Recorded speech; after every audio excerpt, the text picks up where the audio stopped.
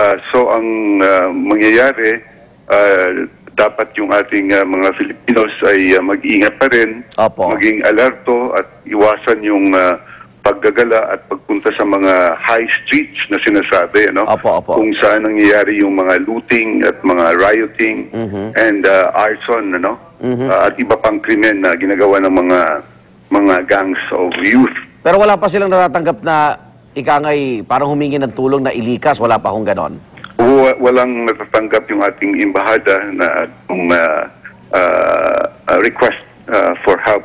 Pero handang tumulong sila sa sinumang Filipino na nangangailangan ng tulong. Okay. Maraming salamat po. Good morning. Good morning. Thank you, Igan. Raul Hernandez po, tagapagsalita ng Department of Foreign Affairs. Samantala, kaso ng dengue sa Tarlac Provincial Hospital, tumaas ng 80%. Kaya naman abot na hanggang pasilyo ng ospital ang mga pasyente. Pero sa lungsod ng Valenzuela, nabawasan na raw ang mga kaso ng dengue. Narito ang report ni Rida Reyes.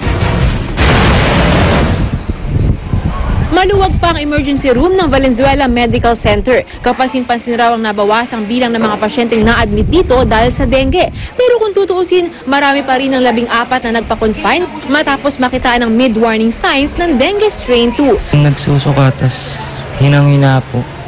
Di po makabang. Opo. Anong kataas lagnat?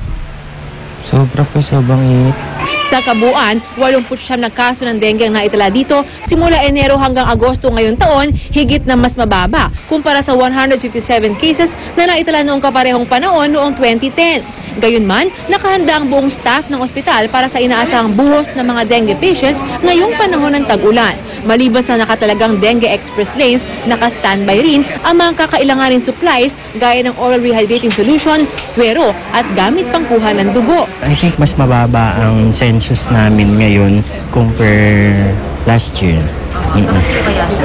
Kasi po, ang number one dyan is aware na ang mga parents about dengue, how to prevent dengue. Pero sa Quirino Memorial Medical Center sa Quezon City, iba ang sitwasyon, lalo pat narito ang pinakamataas na bilang ng mga naitatalang kaso ng dengue sa buong Metro Manila. Umabot sa 86 ang mga bagong dengue patients.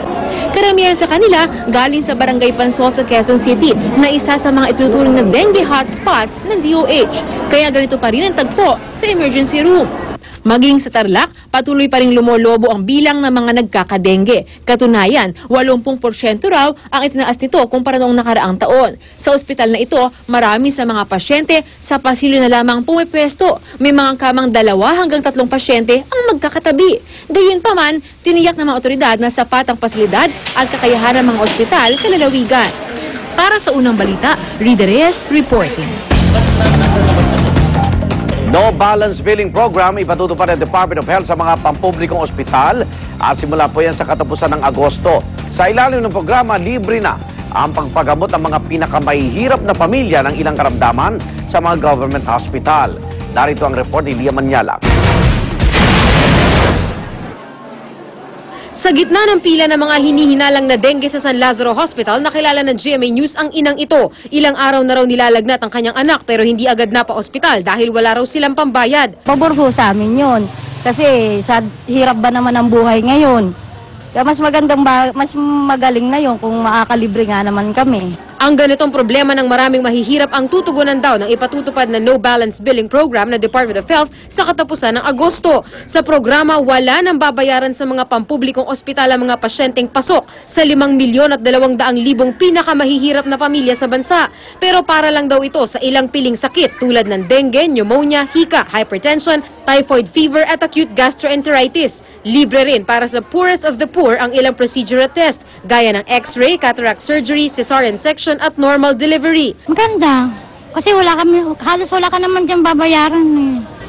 Oh, ito lagi na kukumpain doon. Walang bayad.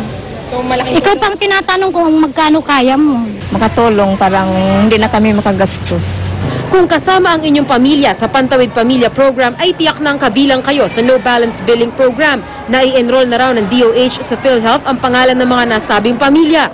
Pupunta ka sa government hospital, ang PhilHealth will pay that hospital a package rate. And kung government hospital, government hindi ka na dapat singilin ng additional. Maski kung ang lumabas, mas malaki pa ang gastos doon sa package na binibigay. Paalala ng DOH kung magpapagamot, kailangan ipakita ng beneficiary ang kanilang PhilHealth ID sa ospital. Para sa unang balita, Lia Manyalak reporting.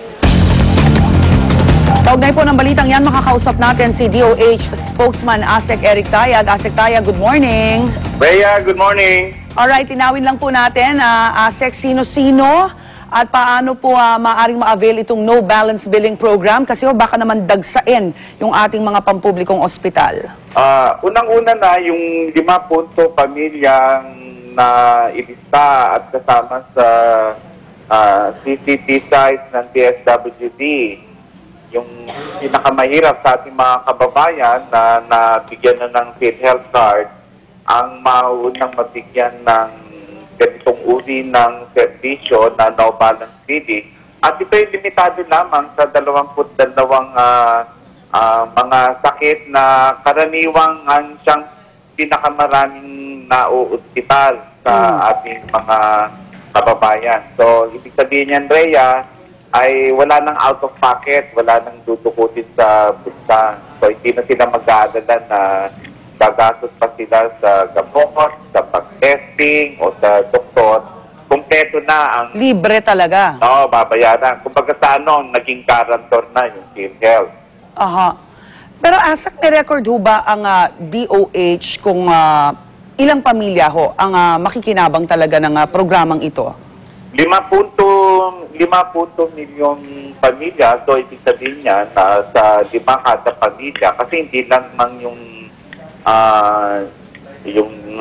head of family na makikinabang niya, pati yung mga minors sa pamilya. So, kung tutuusin, nasa 25 million yan. At tataas pa yan sa mga susunod na taon.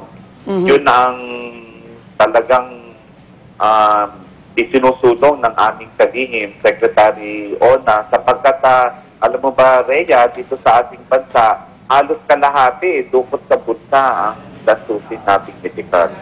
Aha. Kailan ho mag-uumpisa ito at tatagal ho ba ang programang ito?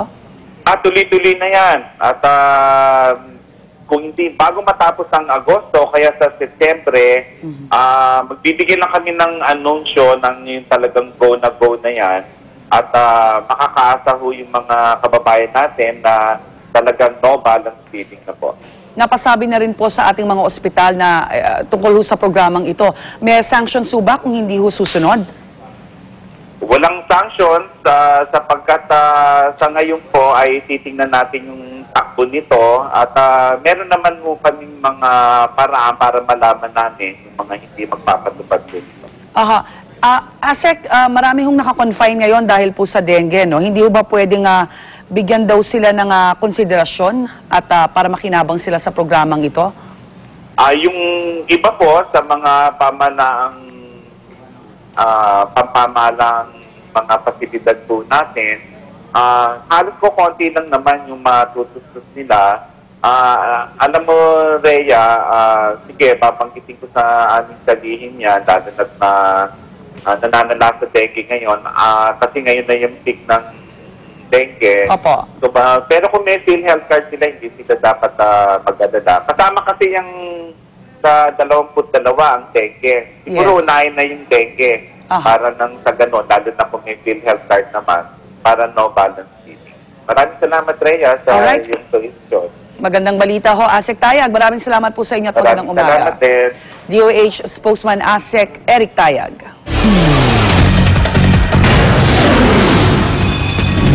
Driver ng truck na nakabanggaan ng SUV na aktor na si Joseph Bitangkol, hawak na ng mga otoridad. Artist na si Medeo Cruz at mga opisyal ng CCP sasampahan ng reklamo ng grupong Pro-Life Philippines ngayong araw. Juan Pauli, tutok lang sa unang balita.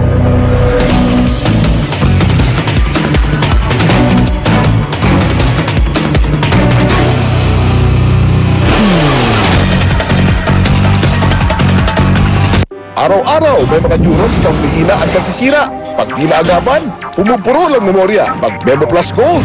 Nakatutulong sa kalusugan ng brain neurons at sa pangangalaga ng memorya.